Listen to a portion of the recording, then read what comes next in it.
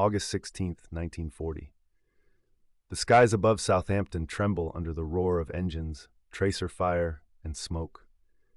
The Battle of Britain is near its brutal peak, and the young men of RAF Fighter Command are flying almost without sleep, without pause, and often without the slightest chance of survival. Among them is a 23-year-old flight lieutenant named James Brindley Nicolson, callsign Red 2, of number 249 Squadron. He is about to do something so extraordinary, so painfully courageous, that it will echo through the entire history of air combat, and he will do it while his cockpit burns around him like the inside of a furnace. At 5:20 p.m., Nicolson and his squadron are scrambled to intercept approaching German aircraft. Hurricanes, rugged, dependable, but slower than the Bf-109s they'll be facing, climb into the sky. They know the odds. They know the price of a single mistake. But they go anyway. Because that is what Fighter Command does in the summer of 1940. It climbs and climbs and climbs until it meets the enemy head-on.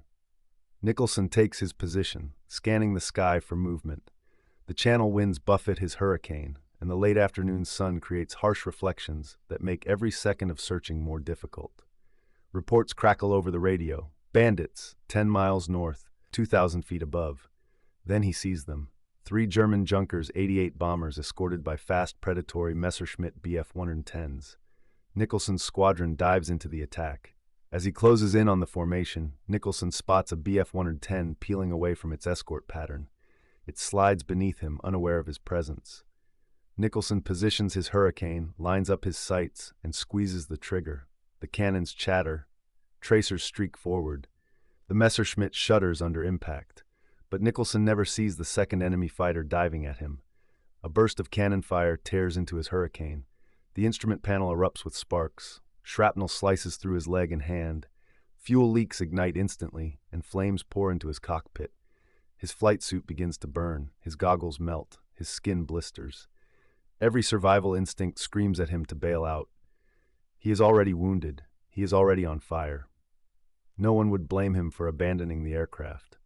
But then, through the smoke and agony, Nicolson sees the German fighter he had first hit, still trying to escape, still alive, still a threat to the men below. Most pilots would leap from the aircraft immediately. Nicolson does not. Despite the flames devouring his cockpit and the pain clawing through his arms and legs, he throttles forward, pushes his burning Hurricane back into pursuit, and grips the control column with blistered hands. He forces himself forward through the firestorm. His eyebrows, eyelashes, and hair burn away. His oxygen mask melts against his cheek. He closes on the retreating Messerschmitt, vision blurred by heat and smoke. He steadies his aim. He knows he has only seconds before the fire consumes him completely. He squeezes the trigger again.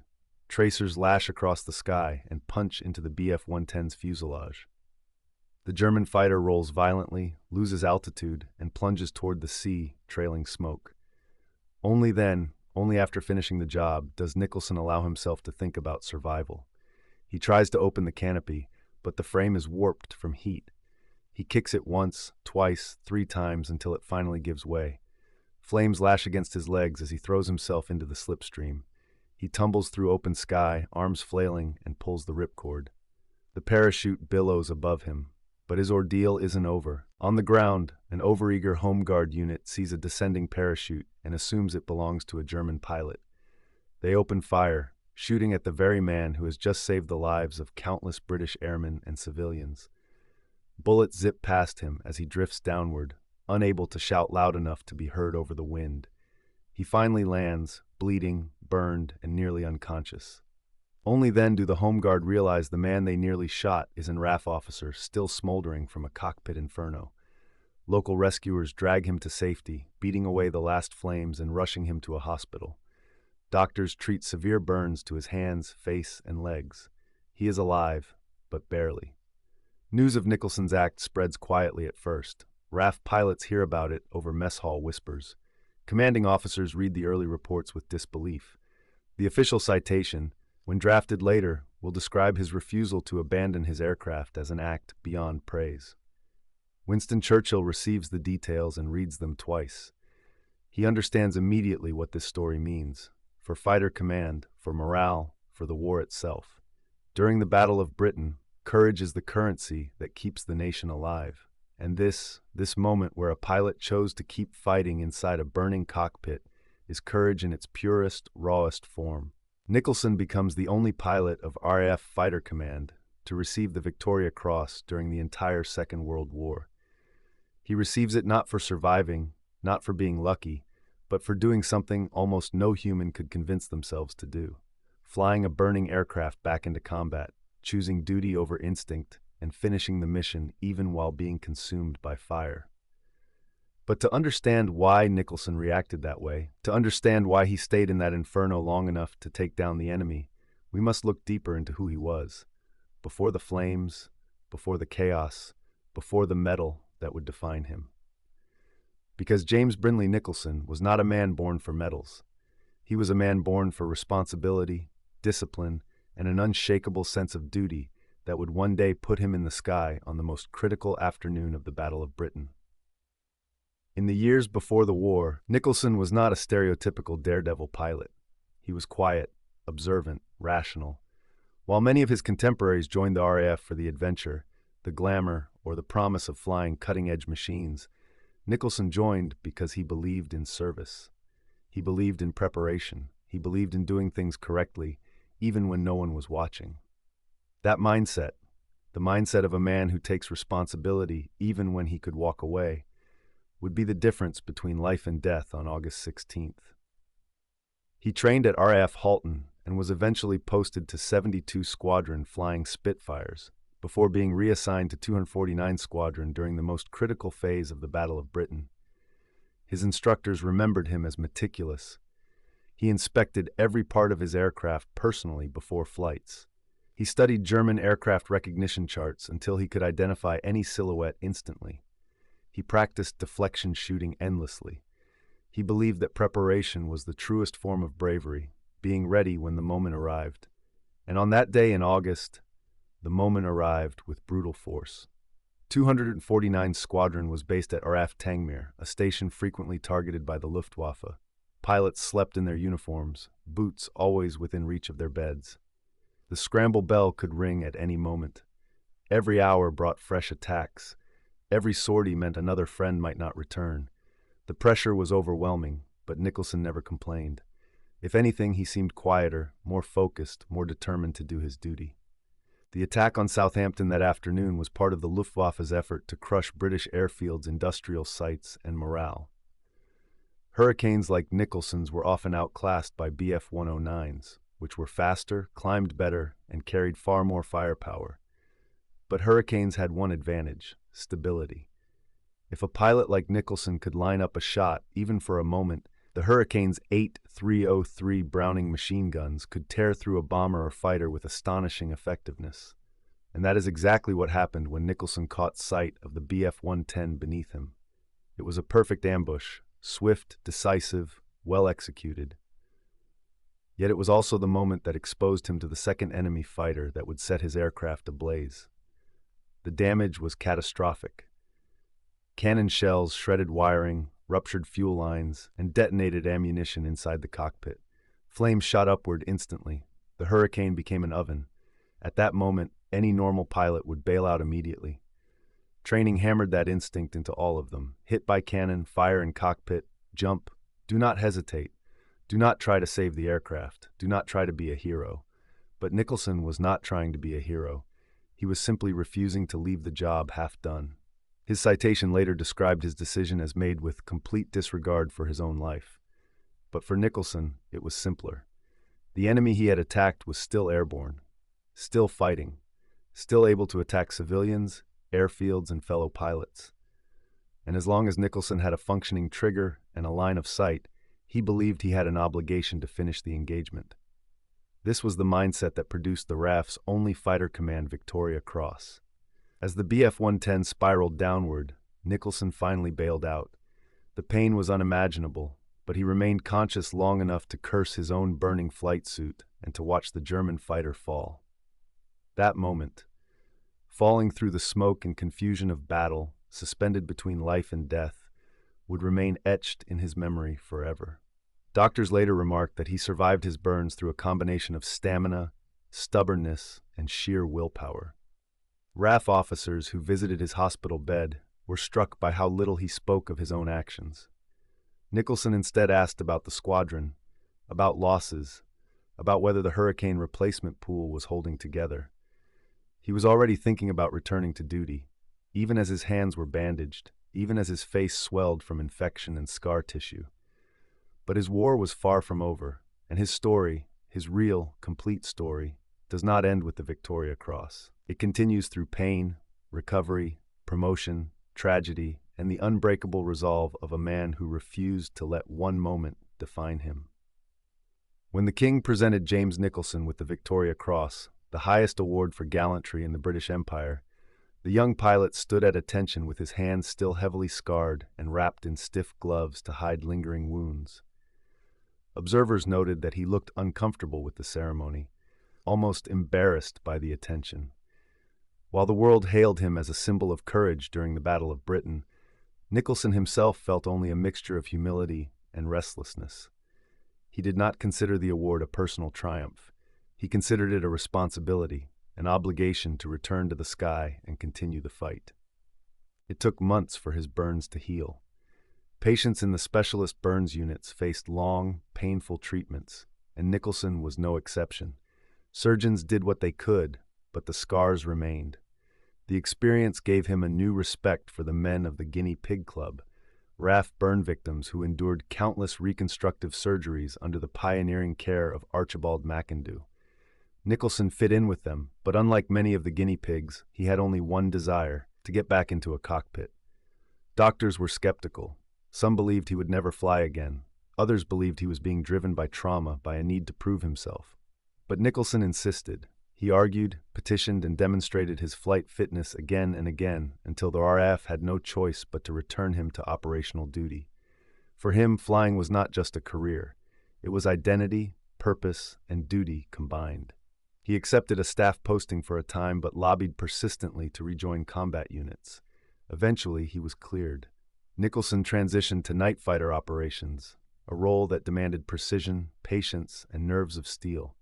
Night combat was a deadly realm of invisibility and sudden violence.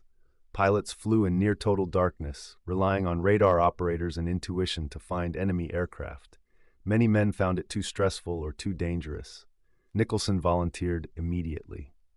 Flying night missions required a different kind of courage than battling enemy fighters in daylight.